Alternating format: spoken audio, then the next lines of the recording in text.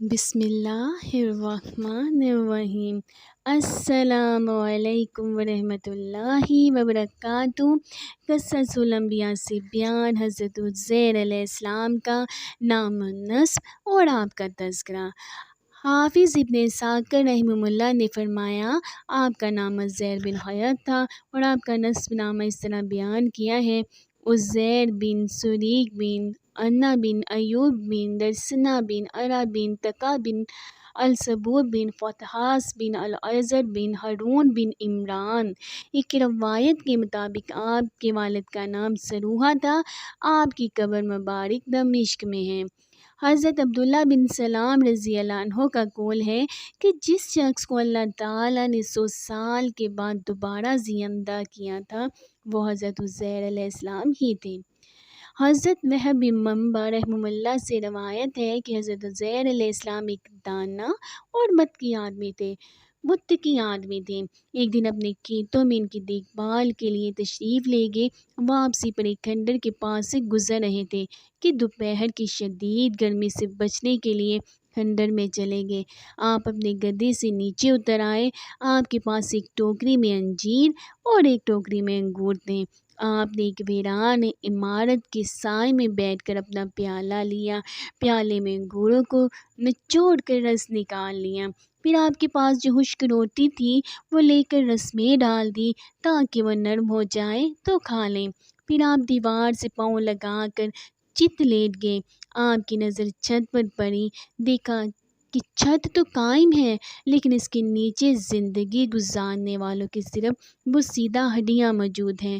تب فرمایا، ترجمہ: اس کی موت کے بعد اللہ تعالیٰ اسے کس طرح زندہ کرے گا؟ یہ شک کے طور پر نہیں بلکہ تعجب کے طور پر فرمایا۔ اللہ تعالیٰ نے موت کا فرشتہ بھیجا، اس نے آپ کی روح قبض کر لی اور آپ 100 سال تک فوت شدہ حال میں رہے۔ اس 1 صدی کی مدت میں بنی اسرائیل کو طرح طرح کے واقعات پیش آئے۔ جب 100 سال گزر گئے تو اللہ تعالیٰ نے حضرت عزیر علیہ السلام کی طرف ایک فرشتہ بھیجا۔ اس نے آپ کا دل پیدا کیا تاکہ آپ سمجھ سکیں اور آنکھیں پیدا کی تاکہ سب کچھ دیکھ کر سمجھیں کہ اللہ تعالیٰ مردوں کو کس طرح زندہ کرے گا۔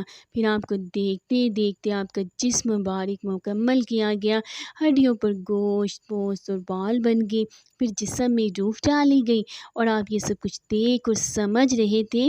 جب آپ اٹھ کر بیٹھ گئے تو فرشتے نے آپ سے کہا، کم لبثتم، آپ کتنا عرصہ یہاں رہے؟ آپ نے فرمایا، 1 دن ٹھہرا ہوں یا اس سے بھی کم، کیونکہ دوپہر سے پہلے یہاں رکے تھے اور جب اٹھے تو شام کا وقت تھا، ابھی سورج غروب نہیں ہوا تھا۔ فرشتے نے کہا، آپ یہاں 100 سال رہے ہیں۔ آپ نے کھانے پینے کو دیکھی، یعنی وہ خشک روٹی اور انگور کا رس دیکھا تو وہ دونوں چیزیں اسی طرح تھیں۔ رس خراب نہیں ہوا تھا اور روٹی بھی ابھی تک خشک تھی، نرم نہیں ہوئی، اس لیے فرمایا بالکل خراب نہیں ہوا، یعنی اس میں کوئی تبدیلی نہیں آئی۔ انجیر اور انگور بھی تازہ حالت میں تھے۔ آپ کے دل میں خیال آیا، یہ کیسے ہو سکتا ہے؟ تو فرشتے نے کہا، اپنے گدھے کی طرف دیکھیے۔ دیکھا تو صرف اس کی بوسیدہ ہڈیاں پڑی تھیں۔ فرشتے نے ہڈیوں کو آواز دی تو وہ ہر طرف سے اٹھ کر آ گئیں۔ فرشتے نے انہیں عزیر علیہ السلام کے سامنے اپنے اپنے مقام پر جوڑا، پھر ان پر رگیں اور پٹھے لگائے، پھر ان پر گوشت آ گیا، پھر جلد اور بال پیدا ہو گئے۔ پھر فرشتے نے پھونک ماری تو گدھا آسمان کی طرف سر اور کان اٹھا کر بولنے لگا۔ وہ سمجھا کہ قیامت آ گئی ہے، اسی لیے اللہ تعالیٰ نے فرمایا، ترجمہ: اور اپنے گدھے کو بھی دیکھ، ہم تجھے لوگوں کے لیے ایک نشانیاں بناتے ہیں، اور تو دیکھ ہم ہڈیوں کو کس طرح جوڑتے ہیں، پھر ان پر گوشت چڑھاتے ہیں، یعنی گدھے کی ہڈیوں کو دیکھ کر کس طرح ایک دوسرے کے ساتھ جڑی چلی جا رہی ہیں۔ جب پورا ڈھانچہ بن گیا تو فرمایا، اب دیکھ ہم اس پر کس طرح گوشت چڑھاتے ہیں۔ جب یہ سب ظاہر ہو چکا تو آپ کہنے لگے، اعلم ان اللہ علی کل شیء قدیر، میں جانتا ہوں کہ اللہ تعالیٰ ہر چیز پر قادر ہے۔ آپ گدے پر سوار ہو کر اپنے محلے میں آئے تو لوگوں نے آپ کو نہ پہچانا اور آپ کو بھی کوئی شناسا چہرہ نظر نہ آیا۔ آپ کو اپنے گھر کا بھی پتہ نہیں چل رہا تھا۔ چلتے ہوئے کسی اور طرف نکل گئے۔ آخر اپنے گھر پہنچے تو دیکھا وہاں ایک اندھی اپاہج بڑھیا بیٹھی ہوئی ہے جس کی عمر 120 سال ہو چکی تھی۔ وہ آپ کی لونڈی تھی۔ جب آپ گھر سے نکلے تھے تو وہ 20 سال کی تھی۔ آپ نے اس کو پہچان لیا۔ آپ نے اس سے کہا، اللہ کی بندی، کیا عزیر کا گھر یہی ہے؟ اس نے کہا، ہاں یہی عزیر کا گھر ہے۔ یہ کہہ کر وہ رو پڑی، پھر بولی، مدتوں سے کسی نے عزیر علیہ السلام کا نام بھی نہیں لیا، لوگ انہیں بھول گئے۔ آپ نے فرمایا، میں ہی عزیر ہوں۔ اللہ نے مجھے 100 سال مردہ حالت میں رکھنے کے بعد دوبارہ زندگی دے دی ہے۔ اس نے کہا، سبحان اللہ، عزیر علیہ السلام تو 100 سال سے لاپتہ ہے، ہمیں ان کا کوئی سراغ نہیں ملا۔ آپ نے فرمایا، میں ہی عزیر ہوں۔ وہ بولی، عزیر تو مستجاب الدعوات تھے، ان کی دعا سے بیماروں کو شفا ہو جاتی تھی، لہٰذا آپ دعا فرمائیں کہ اللہ پاک مجھے آنکھیں دے دے تاکہ آپ کی زیارت کر سکوں۔ اگر آپ واقعی عزیر علیہ السلام ہیں تو میں آپ کو پہچان لوں گی۔ آپ نے دعا کر کے اس کی آنکھوں پر ہاتھ پھیرا تو اس کی آنکھیں روشن ہوگی۔ آپ نے اس کا ہاتھ پکڑ کر فرمایا، اللہ کے حکم سے اٹھ کر کھڑی ہو۔ اللہ نے اس کی ٹانگیں درست کر دی، وہ تندرست ہو کر اٹھ کھڑی ہوئی۔ اس نے آپ کے چہرے مبارک پر نظر ڈالی اور بولی، میں گواہی دیتی ہوں کہ آپ عزیر ہی ہیں۔ وہ بنی اسرائیل کے چوپال اور ان کی مجلس میں گئی۔ مجلس میں عزیر کا ایک بیٹا موجود تھا جو 118 سال کا بوڑھا تھا۔ آپ کے پوتے جو مجلس میں موجود تھے وہ بھی سب بوڑھے تھے۔ اس نے انہیں پکار کر کہا، یہ دیکھو عزیر علیہ السلام تشریف لے آئے ہیں۔ انہیں یقین نہ آیا۔ اس نے کہا، میں تمہاری فلاں لونڈی ہوں۔ عزیر علیہ السلام کی دعا سے مجھے بصارت مل گئی ہے اور میں چلنے پھرنے کے قابل ہو گئی ہوں۔ وہ فرماتے ہیں کہ اللہ نے ان کو 100 سال کے بعد زندہ کر دیا ہے۔ لوگ اٹھ کر آپ کے پاس آئے اور دیکھنے لگے۔ آپ کے بیٹے نے کہا، ابا جان کے کندھوں کے درمیان ایک تل تھا۔ آپ نے کندھوں سے کپڑا ہٹایا تو وہ علامت موجود تھی۔ لوگوں نے کہا، ہماری قوم میں عزیر علیہ السلام کے سوا کسی کو تورات زبانی یاد نہیں تھی۔ تحریری نسخہ بخت نصر نے نظر آتش کر دیا۔ اب کسی آدمی کو توریت کے تھوڑے تھوڑے اجزاء یاد ہیں، آپ ہمیں دوبارہ تورات لکھ دیں۔ حضرت عزیر علیہ السلام کے والد نے بخت نصر کے زمانے میں تورات ایک محفوظ مقام پر چھپا دی تھی جس کا علم عزیر علیہ السلام کے سوا کسی کو نہ تھا۔